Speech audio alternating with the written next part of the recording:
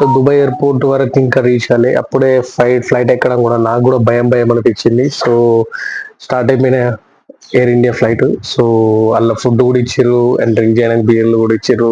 Something wine whisky almost అన్ని ఇస్తారు. Seat కూడా కంఫర్టబుల్ అనిపించింది. సర్వీస్ అయితే ఎయిర్ ఇండియాలో కంఫర్టబుల్ ఉంటుంది ప్యాసింజర్కి అయితే. సో అలా స్టార్ట్ అయిపోయింది జర్నీ. స్టార్ట్ అయిపోయినాక సో నాకేం తెలుసు, సో అప్పుడే ఎంట్రీ అయిపోతున్నా టర్మినల్ 1, దుబాయ్ టర్మినల్ 1 లో ఎంట్రీ అయిపోయినా. మెట్రోకి ఎక్కిన, మెట్రోకి నుంచి ఎటు పోయినా నాకు అర్థమయ్యే అసలు గడివిడ అనిపించింది. సో ఆడికించి స్టార్ట్ అయిపోయినాక ఎగ్జిట్ అయ్యే టైంకి ఇమిగ్రేషన్ దగ్గర లగేజ్ కొంచెం ఎక్కువ ఉండే, నాది దగ్గర దగ్గర 32 ఇట్లా ఉండే లగేజ్. వాళ్ళ ఇళ్ళ సామాన్లు కూడా ఎక్కువ తీసుకుపోయినా.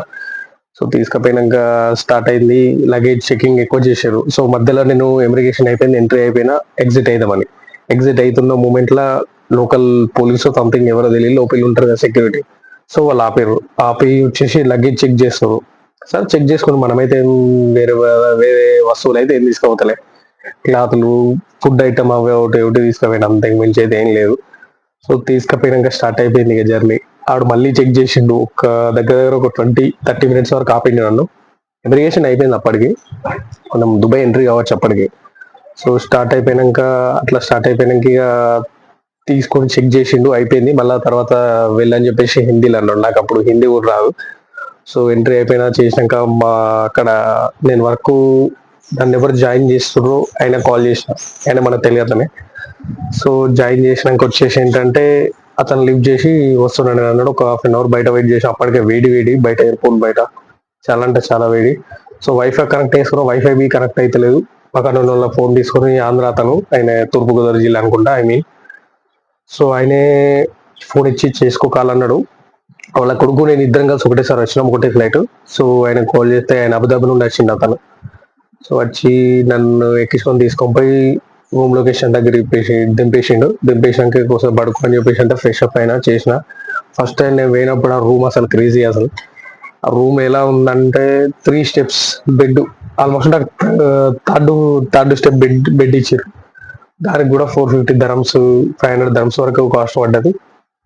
సో అట్లనే మార్నింగ్ వరకు పడుకున్నా, నిద్ర పట్టలే. 2 days 3 days అయిపోయింది. ఆల్మోస్ట్ ఇంటికి కూడా కాల్ చేయలే. సో వైఫై కనెక్ట్ చేసుకున్నా. వైఫై కనెక్ట్ అయితే విపిఎన్ ఉండాలి వాట్సాప్ నుండి కాల్ చేయాలంటే విపిఎన్ ఉండాలి.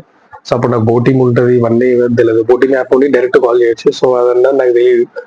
సో అట్లా చేసినాక తర్వాత అతను చెప్పింది గిట్ల ఉంటుంది, బోటింగ్ నుండి కనెక్ట్ చేసుకొని వెరిఫై చేసుకో నెంబర్ నుండి. నాకు అప్పుడు ఎమిరేట్స్ ఐడి లేదు. సో ఎమిరేట్స్ ఐడి ఆయన ఐడి మీద నాకు నెంబర్ తీసి ఇచ్చిండు. సో ఆయన తీసి ఇచ్చినాక నెంబర్ తోటి ఓకే వెరిఫై చేసుకున్న, కాల్స్ కూడా కలవడం చేయడం, ఆయన కూడా నాకు కాల్ చేయడం స్టార్ట్ అయింది. సో జాయిన్ చేస్తాడు అన్న టైంకి నా వీసా ప్రాసెసింగ్ స్టార్ట్. నాది ఇంకా విజిట్ అయిపోలేదు, కంటిన్యూ వర్క్ ఇంకా త్రీ మంత్స్ ఉంది కాబట్టి విజిట్ అయిపోలేదు ఇంకా. తర్వాత నాకు ఓన్ వీసా వేసిండు. ఓన్ వీసా అంటే Azad visa. So Azad visa వేసిండు. దగ్గర దగ్గర 8,500 దరమ్స్ అయిపోయింది కాస్ట్ కూడా. 2,30,000 25,000 వరకు అయిపోయింది ఆల్మోస్ట్ కాస్ట్ కూడా. సో అంత కాస్ట్ పెట్టి ఓన్ వీసా తీసుకున్న. శాలరీ వచ్చేసి 1,700 దరమ్స్ 1,800 దరమ్స్ వరకే వచ్చింది శాలరీ కూడా. సో నెక్స్ట్ టాపిక్ వచ్చేసి నెక్స్ట్ వీడియోలో చెప్తా. ఓకేనా? Bye guys.